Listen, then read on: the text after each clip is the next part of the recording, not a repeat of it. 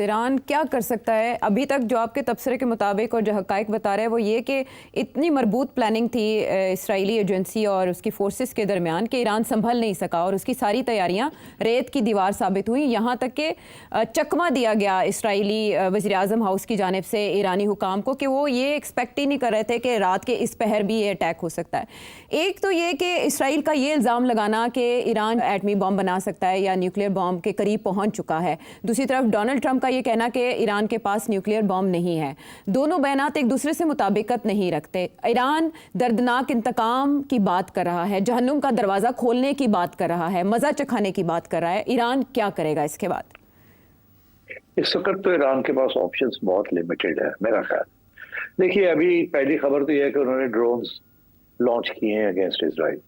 पता नहीं कब के वो चले हुए हैं ड्रोन्स और कब पहुंचेंगे, और रास्ते में ईरान के जो दुश्मन मुल्क हैं या जो अमेरिकन एलाइज हैं या इसराइल के एलाइज हैं, जॉर्डन हो गया, इराक हो गया, वहाँ उनमें से मेजॉरिटी तो वहीं शूट डाउन कर दिए जाएंगे।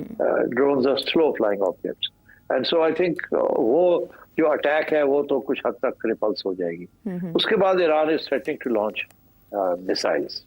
दे have long range missiles and they can launch them, मगर इसराइल का जो डिफेंस सिस्टम है against missiles also very strong, और रास्ते में again they will be attempted with American help to defuse them. तो मेरा अपना ख्याल है कि ईरान थ्रेटन तो कर रहा है कि न्यूक्लियर जैसा रिस्पॉन्स हम करेंगे, बट अभी उनके पास न्यूक्लियर वेपन नहीं है। अभी वो some screwdrivers turn away from the weapon.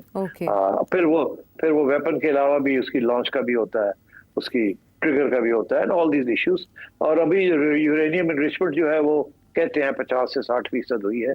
इसको to make a good bomb you have to go up to 90%। Dirty bomb तो आप कर सकते हैं 70% पे भी, but I think Iran is not in a position to use nuclear weapons right now.